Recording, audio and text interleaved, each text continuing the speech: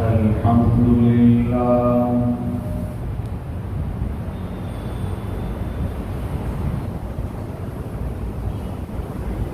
الحمد لله الذي هدانا لهذا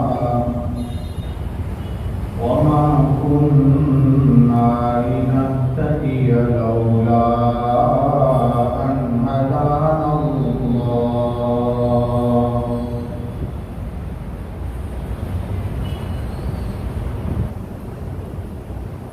لقد جاءت رسل ربنا بالحق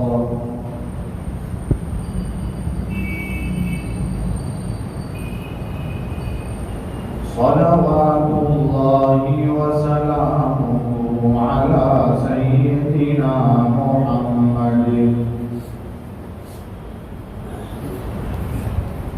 وعلى آله وصحبه وبارك وسلم تسليما كثيرا كثيرا.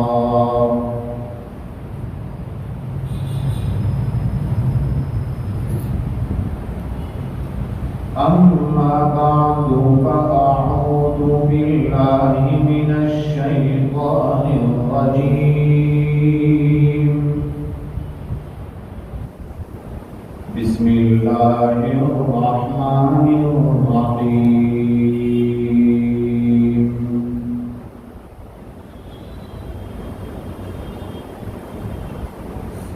وإذ قال إبراهيم رب اجعل هذا البلد آمنا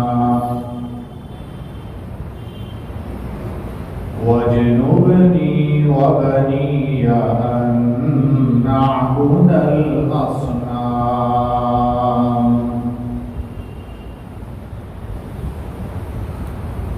صدق الله العظيم.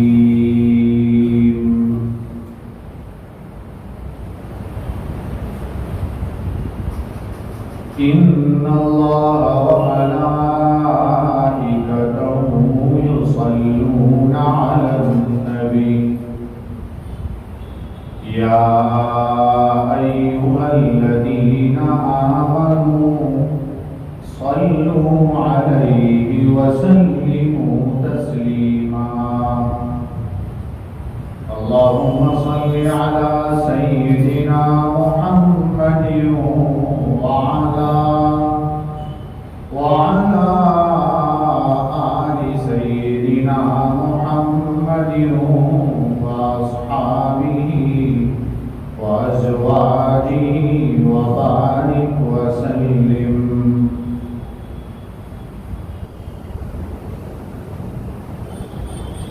بزرگوں اور بھائیوں،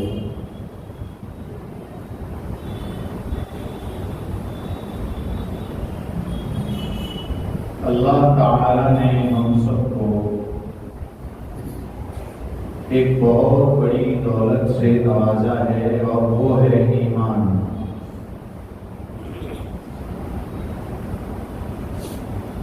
ایمان بہت بڑی دولت ہے. اگر کوئی انسان پوری زندگی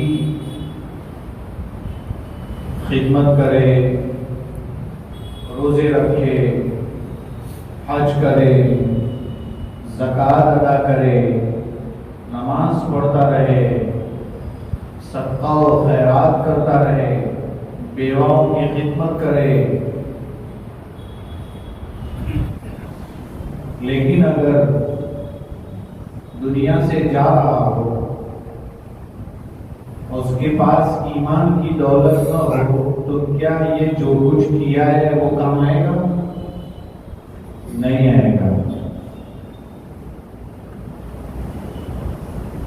اور ایک آدمی بہت بڑا گنہگار ہے،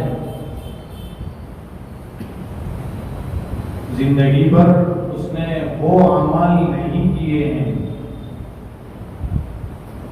جو اللہ تعالیٰ کو پسند ہے.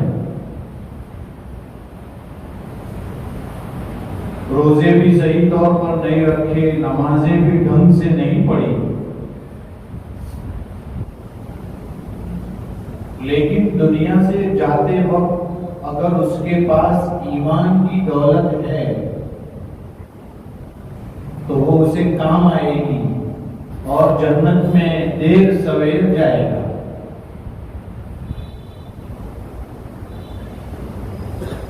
اسی لیے فرماتے ہیں مومن اگر دنیا سے گیا ہے ایمان کی حالت میں، پھر بھی اگر اس کو جہنم میں ڈالا جا رہا ہے اس کے گناہوں کی وجہ سے، تو بطور عذاب اس کو عذاب نہیں ہوگا، اس کو جو سزا دی جائے گی وہ عذاب کے طور پر نہیں، بلکہ اس کو پاکیزہ اور صاف کرنے کے لیے جہنم میں بھیجا جائے گا، کمپلیٹ غسل کروا کر اس کو پھر جنت میں بھیجیں گے۔ اس لیے وہاں جو سزا ہوگی مومن کو جہنم میں تزکیے کے طور پر، تزکیہ مطلب صفائی، پاکیزگی کے طور پر اسے جہنم میں سزا دی جائے گی، اور کافر کو جو سزا دی جائے گی وہ عذاب ہوگا، اس لیے کہ اس کو تو جنت میں جانا ہی نہیں ہے۔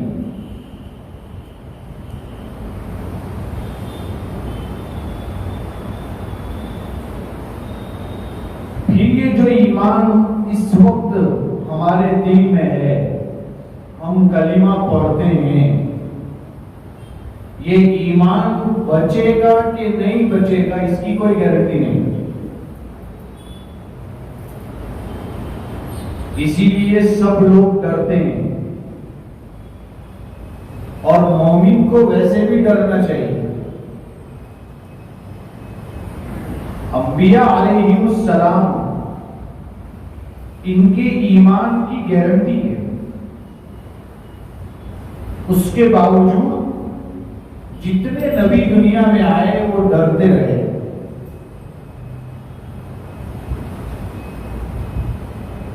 آپ قرآن کریم اٹھائیں، حضرت ابراہیم علیہ السلام کے بارے میں قرآن کیا کہتا ہے، جس کو ابھی خطبے میں نے پڑھا۔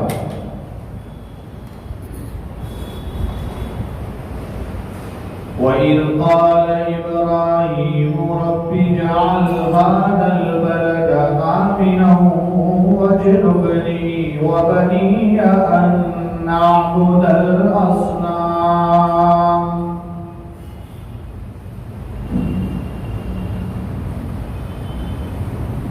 یاد کرو اس وقت کو جبکہ حضرت ابراہیم علیہ السلام نے دعا مانگی، اے اللہ اس شہر کو امن والا بنا دیجئے۔ مکہ کے بارے میں دعا ہو رہی ہے، رب اجعل هذا البلد آمنا، اور آگے کیا بات کہی، وَاجْنُبْنِي وَبَنِيَّ أَن نَّعْبُدَ الْأَصْنَامَ۔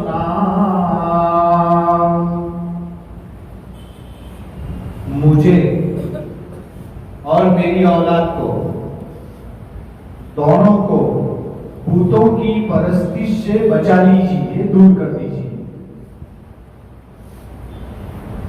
دیکھیے دعا کر رہے ہیں حضرت ابراہیم علیہ السلام شرک سے بچنے کے لیے دعا کر رہے ہیں۔ حضرت یوسف علیہ السلام کی وہ دعا مشہور ہے، توفنی مسلما، اے اللہ میرا دنیا سے جانا ہو تو مسلمان ہونے کی حالت میں ہو۔ دیکھو ایک نبی مسلمان ہونے کی حالت میں موت کی دعا کر رہے ہیں۔ حضرت یعقوب علیہ السلام کے بارے میں قرآن کیا کہتا ہے، جنہوں نے اپنی اولاد کی فکر کی، جبکہ آپ جانتے ہیں کہ حضرت ابراہیم علیہ السلام کے دو بیٹے، ایک بیٹے کا نام حضرت اسحاق علیہ السلام، دوسرے بیٹے حضرت اسماعیل علیہ السلام، اور حضرت اسحاق علیہ السلام کے بیٹے کا نام ہے حضرت یعقوب علیہ السلام۔ آپ دیکھو یعقوب علیہ السلام کے والد بھی نبی ہیں اور ان کے والد بھی نبی ہیں، اوپر سے نبوت چلی آ رہی ہے، اور یعقوب علیہ السلام کے بیٹے حضرت یوسف علیہ السلام بھی نبی ہیں، لیکن پھر بھی کیا فکر ہے ان کو؟ یہ فکر ہے کہ میرے بعد میری اولاد کا کیا ہوگا، تو اپنی اولاد کو بلایا۔ جس وقت حضرت یعقوب علیہ السلام کی موت کا وقت قریب آیا،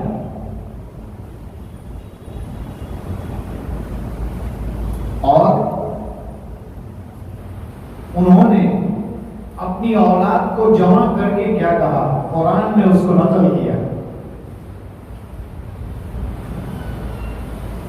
ام کنتم شہداء اذ حضر یعقوب الموت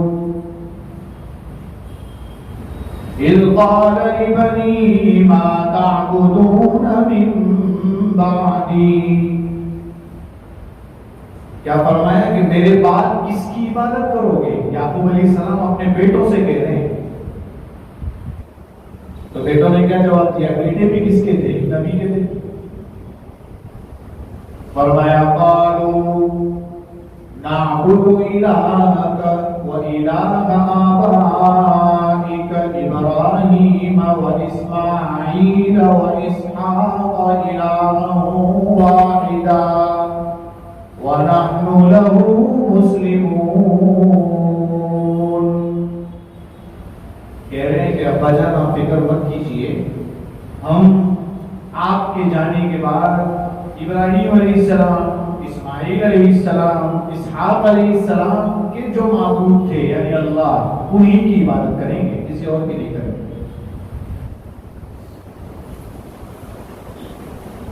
اس سے اندازہ ہوتا ہے ایمان کتنی بڑی دولت ہے کہ انسان بچا کر لے جائے تو کام ہو گیا، پوری زندگی شیطان بہکانے کی کوشش کرتا ہے، بھٹکا دے، ادھر سے بھٹکا دے، ادھر سے بھٹکا دے۔ ایک بزرگ کے بارے میں تو مشہور ہے آپ کے سامنے، وہ بزرگ کیا کہہ رہے تھے وہ آپ کے سامنے ہیں کہ وہ بزرگ کی وفات کا وقت قریب آیا تھا، اور شیطان نے آ کر کہا کہ آپ کو پھنسا نہیں پایا، میں سب کو پھنسایا۔ تو بزرگ نے کہا کہ ابھی بھی میں کامیاب نہیں ہوں،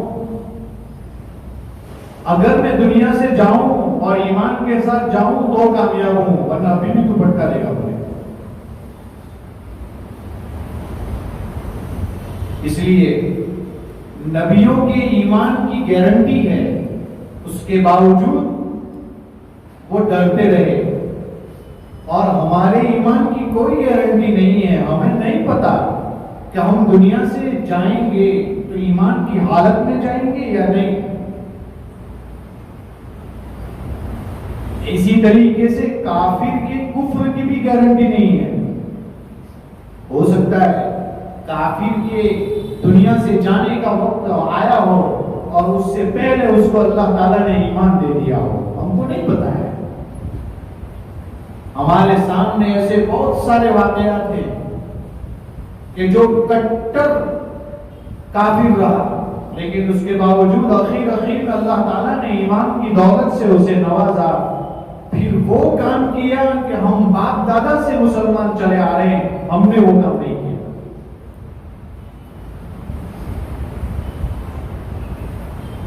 تو میرے بھائیوں، ایمان بہت بڑی دولت ہے، اس دولت کو بچا کر لے جانا کمال ہے، اور اس کے لیے ہم کو اس دنیا میں فکر کرنے کی ضرورت ہے۔ اس کے لیے ہمیں کیا کرنا چاہیے؟ تو اس کے لیے اپنے آپ کو ایسی جگہ پر ایسے لوگوں کے ساتھ رکھنا چاہیے جہاں سے ہم بھٹک نہ سکیں۔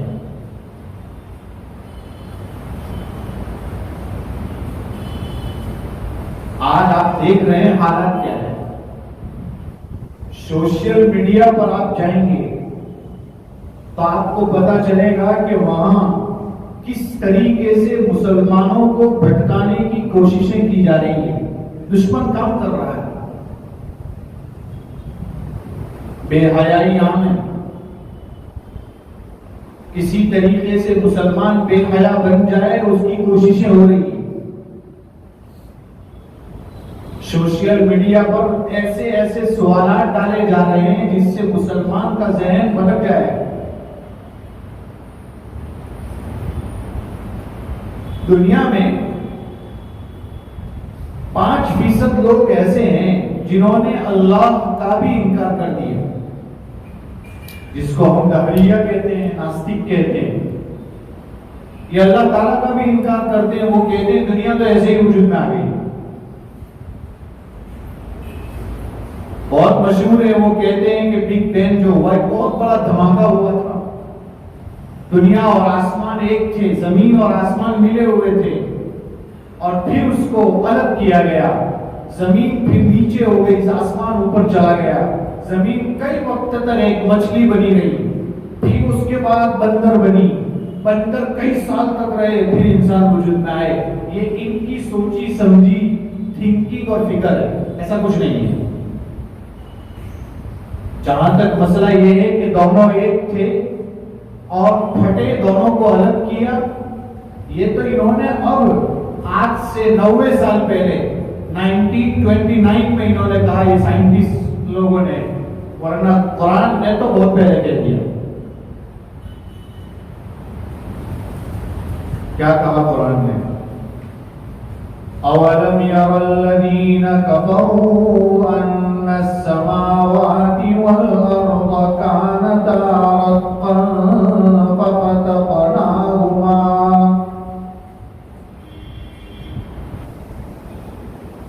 کیا کافرین نہیں جانتے کہ آسمان اور زمین ایک تھے، لیکن پھر اللہ تعالیٰ نے ان دونوں کو الگ کیا. قرآن نے کہا ہے اس کو 1400 سال پہلے کہا ہے.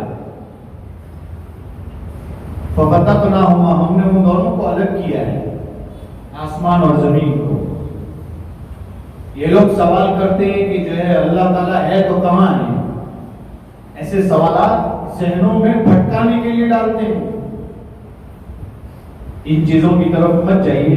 اور اگر کوئی آدمی آپ کو ایسا پوچھ لے تو خود جواب دینے کی کوشش نہ کیجیے، بلکہ کہیے آپ کا نمبر دیجیے، ہم اپنے ایک استاد سے، مولانا سے بات کر کے آپ کو بتاتے ہیں. ان چیزوں کی طرف توجہ بھی نہیں ہونی چاہیے.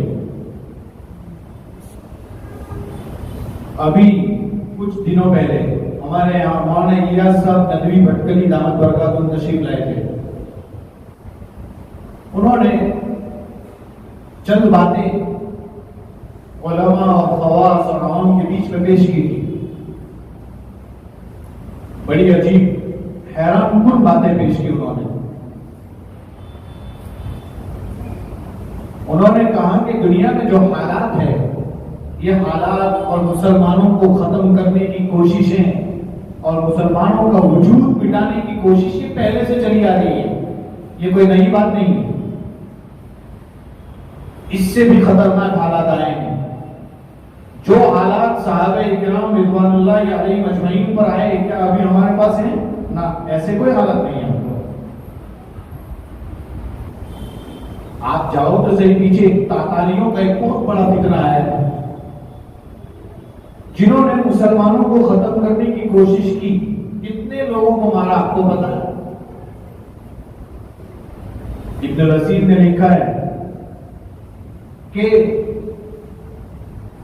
اتنی لاشیں ہو گئی تھی کہ اس کی بدبو دوسرے ملک میں آ رہی تھی.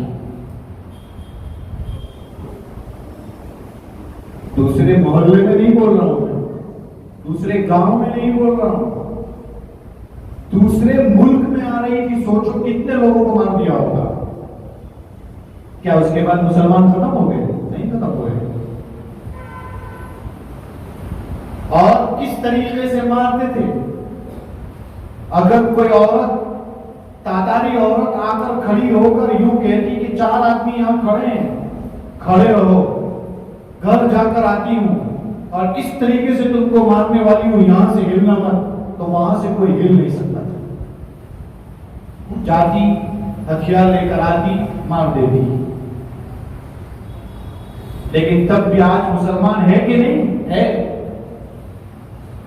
ایسے حالات بھی آئے ہیں۔ اور جیسے جیسے ہم قیامت کے قریب ہوتے جائیں گے اور نبی کریم صلی اللہ علیہ وسلم کے دور سے دور ہوتے جائیں گے، اتنے فتنے آتے جائیں گے۔ فتنے تو آئیں گے، اس لیے یہ دعا بھی کرنی چاہیے کہ اللہ برے فتنوں سے ہم سب کی حفاظت فرما، اس کی خوب دعا کرنی چاہیے۔ اور فتنے آئے تو میرا ایمان کہیں ڈگمگا نہ جائے، اس کی بھی خوب دعا کرنی چاہیے۔ تو وہ مولانا الیاس صاحب دامت برکاتہ نے 3 محاذ پیش کیے تھے، اور وہی 3 بات پیش کر کر اپنی بات ختم کروں گا۔ 3 بات پیش کی تھی انہوں نے۔ ایک بات انہوں نے یہ کہی کہ پچھلوں پر بھی حالات آئے، اب بھی حالات آئے، لیکن فرق کیا ہے؟ 3 میدان ہیں: ایمان، دعوت اور اخلاق۔ پچھلوں پر جب جب حالات آئے، تینوں چیز کمزور نہیں ہوئی ہے۔ کہیں ایمان کمزور ہوا تو دعوت مضبوط ہے، دعوت کمزور ہوئی تو اخلاق مضبوط ہیں۔ لیکن یہ دور ایسا ہے کہ جس میں تینوں چیز کمزور ہے، ایمان بھی کمزور ہے، دعوت بھی کمزور ہے اور اخلاق بھی کمزور ہے۔ چھوٹی چھوٹی چند مثالیں پیش کرتا ہوں۔ ایمان کی حالت دیکھتے ہیں کیسی ہے۔ بڑی عجیب بات انہوں نے کہی تھی۔ انہوں نے کہا کہ جو ہے، اگر کوئی عامل تو آپ سمجھتے ہوں گے، ہمارے یہاں اس کو باپو بولتے ہیں، اتنا تو آپ سمجھتے ہوں گے۔ یہ اگر ممبر پر کھڑا ہو جائے اور آ کر کہے کہ میں ایسا عامل ہوں کہ چہرے دیکھ کر بتاتا ہوں کہ اس کو کتنا جادو ہے، اس کے اوپر کتنا بڑا جن ہے، اس طریقے کی حالت ہے، میں بتا سکتا ہوں، ایک آدمی کو چیک کرنے کے لیے فیس ہوگی 2000 روپے۔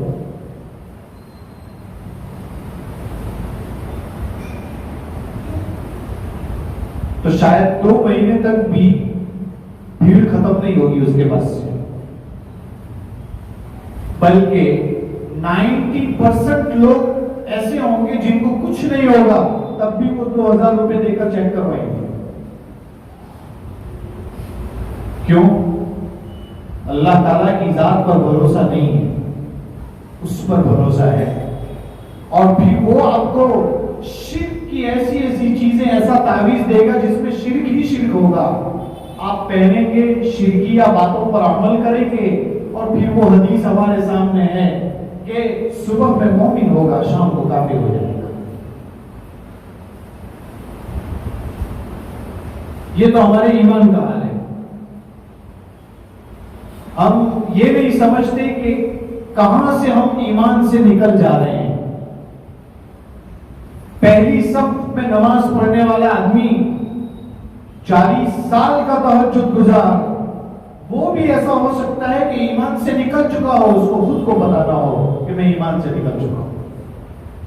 ایسا دور آنے والا ہے میرے بھائیوں، اس لیے فکر کرنی چاہیے اپنے ایمان کی، ٹٹولتے رہنا چاہیے، عقیدے مضبوط ہونے چاہیے۔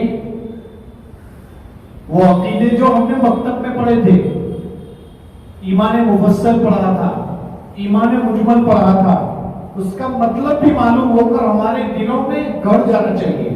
آمنت باللہ وملائکتہ وکتبہ ورسلہ والیوم الآخر والقدر خیرہ وشرہ، یہ پڑھتے بھی ہیں، اس کا مطلب بھی معلوم ہونا چاہیے، اور دل میں مضبوط ہونا چاہیے۔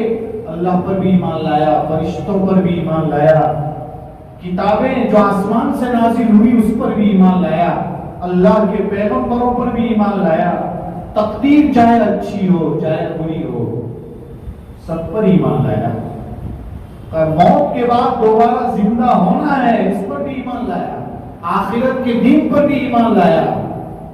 اس کو بار بار ٹٹولنا چاہیے. یہ عقیدہ ہے میرے بھائیوں. آج ہم عقائد میں بہت کمزور ہیں. کوئی آدمی کچھ کہتا ہے تو ہم اس کی طرف ہو جاتے ہیں. تو پہلا میدان ایمان میں ہم بہت کمزور ہیں. ہم سب اس کے محتاج ہیں. ایمان کی فکر کرنی چاہیے. دوسرا میدان ہے دعوت کا. سب سے بڑی پریشانی یہ ہے کہ دعوت کو ہم نے اسی کو سمجھا ہے کہ جو گشت کرتے ہیں 40 دن جاتے ہیں 4 مہینے جاتے ہیں سال لگاتے ہیں 3 دن لگاتے ہیں 24 گھنٹے لگاتے ہیں صرف اسی کا نام دعوت ہے. ایسا نہیں ہے. وہ تو ہے. اس کے ساتھ ساتھ دعوت کے کئی شعبے ہیں. کوئی مدرسوں سے دعوت کو پھیلا رہا ہے, کوئی مکاتب سے پھیلا رہا ہے, کوئی اللہ کے راستے میں نکل کر دین کو پھیلا رہا ہے. الگ الگ شعبے ہیں. کوئی خانقاہ قائم کر کے دلوں کی اصلاح کر کے دلوں کو مضبوط بنا کر خوبصورت بنا کر دعوت کا کام انجام دے رہا ہے. سب الگ الگ شعبے ہیں. دعوت ایک نام ہے, اس کے کئی شعبے ہیں. لیکن دل چاہیے, دلوں میں ولولہ چاہیے, دلوں میں جذبہ چاہیے, تڑپ اور لگن چاہیے. اور کیسی لگن؟ جو لگن حضرت جی مولانا الیاس صاحب رحمۃ اللہ علیہ میں تھی. کیسی لگن تھی؟ آج ہماری لگن کیا ہے؟ ہمارے گھر کے پڑوس میں اگر کوئی آدمی شراب پی رہا ہے تو ہم صرف 8 دن نہیں 80 دن نہیں 800 دن تک بھی چرچا کریں گے میرے بازو والا تو شرابی ہے. کبھی اس کو جا کر سمجھانے کی کوشش کی ہے؟ ہمارا کام سمجھانا ہے, ہدایت دینا اللہ تعالیٰ کا کام ہے. لیکن کبھی چاہیے تو صحیح اس کے پاس کہ بھائی شراب اچھی چیز نہیں ہے, اللہ تعالیٰ نے اس کو حرام قرار دیا ہے.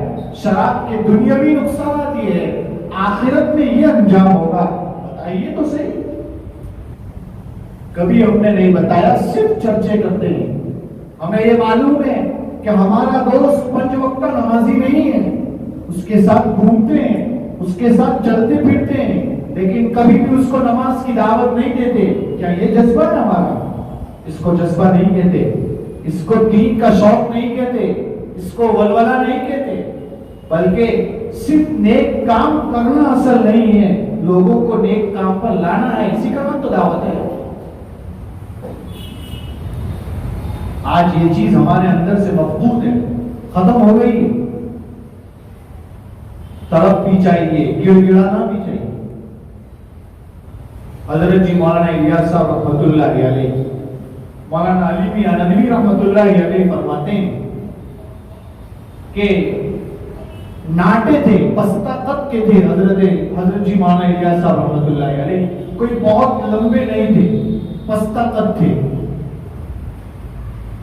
زبان بھی اتنی صاف نہیں تھی کہ جو کہتے وہ سب کو سمجھ میں آ جاتا. ایسا کچھ نہیں تھا. بہت سی مرتبہ ایسا ہوتا کہ ان کا بیان پورا ہو جاتا, کئیوں کو سمجھ میں نہ آتا. لیکن اللہ تعالیٰ نے کیسا کام لیا؟ 1-2 صوبوں کا سفر نہیں کیا, کوئی جگہ کا سفر نہیں کیا ہے, کوئی ملک کا سفر نہیں کیا ہے انہوں نے کہ وہ کینیڈا گئے ہوں, لندن گئے ہوں, افریقہ گئے ہوں. کہیں سفر نہیں کیا ہے انہوں نے. لیکن کیا آپ جانتے ہیں کہ نہیں کہ دنیا کا کوئی حصہ مشکل سے آپ کو ایسا ملے گا جو ان کو نہ جانتا. کیا کام کیا اللہ تعالیٰ نے؟ فرماتے ہیں کہ ایک جگہ بیان کر رہے تھے اور کئی پروفیسر اور ڈاکٹر لوگ بیٹھے تھے اس بیان میں. حضرت جی نے بیان پورا کیا اور پھر کہا کون ہے جو اللہ کے راستے میں 3 دن لگائے, سال لگائے, چلہ لگائے, 4 مہینے لگائے. کوئی کھڑا ہی نہیں ہو رہا ہے, ایک شخص کھڑا نہیں ہو رہا ہے. انہوں نے یہ کرسی سے اتر کر بیٹھ گئے اور اللہ کے سامنے گڑ گڑانے لگے. بہت روئے, اتنا روئے کہ پیچھے ایک ہارٹ کا اسپیشل ڈاکٹر تھا، دل کا ڈاکٹر بیٹھا ہوا تھا. تھوڑی دیر کے بعد اس نے کھڑے ہو کر کہا میرا نام لکھ لو، 40 دن کے لیے جاؤں گا. لوگوں نے کہا کب سے وہ کہہ رہے کوئی کھڑا نہیں ہو رہا ہے، آپ تھوڑی دیر کے بعد کھڑے ہوئے. فرمایا وہ جو رو رہا ہے میں ہارٹ کا اسپیشلسٹ ہوں، اگر یہ زیادہ روئے گا تو یہیں دنیا سے چلا جائے گا. اسی وقت اس کی طرف دیکھیے، ان کا جذبہ دیکھیے، ان کی لگن دیکھیے کہ ڈاکٹر سمجھ گیا کہ اگر تھوڑی دیر اور روئے گا تو دنیا سے جا سکتے ہیں. یہ طرف تھی لوگوں کی. بھائیو آج ہم نے رونا بھی چھوڑ دیا. جب ہمارے بزرگان دین رات کو روتے تھے تو اللہ تعالیٰ دن میں ہنسایا کرتا تھا. آج ہم نے راتوں کو رونا چھوڑ دیا. آج ہماری آنکھوں میں آنسو نہیں آتے. کیوں؟ دل سخت ہو گئے گناہ کر کر کے. اس لیے میرے بھائیوں گڑ گڑانا سیکھو، اللہ کے سامنے رونا سیکھو، دعوت کا کام بھی انجام دو. نماز صرف پڑھنا اصل نہیں ہے، وہ تو بہت بڑی چیز ہے، لیکن اس کے ساتھ ساتھ جو نماز نہیں پڑھتا اس کو مسجد لاؤ، جو گناہ کرتا ہے اس کو چھڑواؤ، جو زنا کرتا ہے اس کو سمجھاؤ. یہ ہمارا کام ہے، ہم کر سکتے ہیں یہ چیز. اور تیسرا میدان ہے اخلاق کا. آج اخلاق میں بھی ہم بہت کمزور ہیں. اخلاق کی حالت تو ہم کیا بتائیں آپ کو، ہمارے اخلاق کیسے ہیں. آج کہتے ہوئے بھی شرم آتی ہے. کہتے ہیں رات کو 12 بجے اگر کہیں کسی محلے میں جھگڑا ہو رہا ہو تو سمجھ لو کہ وہ مسلمان کا محلہ ہوگا. کہنا تو بہت آسان ہے لیکن ایسا ہی ہوتا ہے، لگتا ہے ایسا. بہت سارے محلے میں آپ چلے جاؤ گندگی نظر آئے گی، لوگ آنکھیں بند کر کے کہیں گے مسلمان کا محلہ ہے تبھی گندگی ہے. یہ تو میں چند مثال دے رہا ہوں، چند مثالیں پیش کر رہا ہوں، ورنہ ایسی بہت ساری چیزیں ہیں. ہمارے اخلاق ایسے ہو گئے کہ شاید کوئی ہم کو دیکھ کر یہ کہے کہ یہ مسلمان ہے، جبکہ مسلمان تو اخلاق سے دین کو پھیلایا کرتا ہے. اسلام اخلاق سے پھیلا ہے، تلوار سے نہیں پھیلا ہے. لیکن آج ہمارے اخلاق کیا ہے آپ غور تو کرو، دیکھو تو صحیح. ورنہ ہم بڑوں کے حالات پڑھتے ہیں، اسلاف کے واقعات پڑھتے ہیں، ٹرین میں ہو، سفر میں ہو، بس میں ہو، راستے میں ہو، گھر پر ہو، ایسے اخلاق سے پیش آئے کہ لوگوں نے کہا سچ میں اس کا دھرم سچا ہے. آج ہم اخلاق میں بھی بہت کمزور ہے. تو میرے بھائیوں 3 چیزیں ہیں، ایمان، دعوت اور اخلاق. ان تینوں میں ہم کمزور ہو گئے ہیں. ہم کو ان تینوں کو مضبوط کرنے کی ضرورت ہے. بات میں نے یہیں سے شروع کی تھی کہ اللہ تعالیٰ نے بہت بڑی دولت دی ہے ہمیں ایمان کی. اس ایمان کی یہ نعمت اور یہ دولت اس کو بچا کر لے جانا کمال ہے. کوشش کرنی چاہیے کہ ہم اس کو بچا کر لے جائیں. قرآن کی آیت بھی یہی پڑھی تھی جس کا ترجمہ تو پیش کر ہی دیا ہے کہ ابراہیم علیہ السلام نبی ہیں، ان کے ایمان کی گارنٹی ہے، اس کے باوجود وہ کہہ رہے ہیں کہ اللہ مجھے بھی بچا، میری اولاد کو بھی بچا. کس بات سے؟ بتوں کی پرستش سے. تو جب نبی فکر کر رہا ہے تو مومن ڈرنا چاہیے. حضرت حسن بصری رحمۃ اللہ علیہ فرمایا کرتے تھے کہ جو ہے مومن ڈرتا ہے، منافق ڈرتا نہیں ہے. تو ہمیں ڈرتے رہنا چاہیے. اللہ تعالیٰ ہمیں عمل کرنے کی توفیق عطا فرمائے. آپ کے سامنے ایک بات پیش کرنی ہے، وہ یہ ہے یہاں مستورات کا ایک مدرسہ چلتا ہے، اور مستورات کا مدرسہ چلانا بھی ایک کمال کی بات ہے. اور بڑی عورتیں، یہ مسجد کی انتظامیہ نے فکر کی ہے، بہت اچھی بات ہے کہ عورتوں کی عمر بڑی ہو جائے اس کے باوجود اگر انہیں پڑھنا نہ آتا ہو تو ان کو پڑھانے کے لیے فکر کی جائے.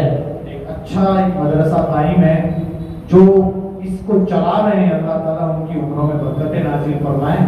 اس کے لیے آپ سے اپیل ہے کہ اپنا کچھ پیسہ اس میں لگائیے. نماز کے بعد دعا سے پہلے جو ساتھی یہاں صفوں کے درمیان کشیدہ یا رومال لے کر حرکت کریں گے، آپ اس میں اپنا کچھ نہ کچھ حصہ ڈالیے. آپ دینے والے بنیں. ایسا نہ ہو آج اگر ہم نے نہیں دیا پتہ نہیں ہمارے مال کا کیا حال ہوگا. آج ہم پیسے تو بہت کماتے ہیں لیکن دینے کا مزاج نہیں ہے. آپ دینے کا مزاج بنائیں, کوشش کریں. آج آپ نے دینا سیکھ لیا تو پھر آپ کی نسلوں میں لوگ دینے والے بنیں گے. اور اگر آپ نے مدرسے کی قدر کی, مدرسے میں اپنا حصہ لگایا, تو انشاءاللہ آپ کی اولاد بھی ایسی بنے گی جو مدرسہ چاہتا ہے. اللہ تعالیٰ ہمیں عمل کرنے کی توفیق عطا فرمائے. آمین. وآخر دعوانا الحمدللہ.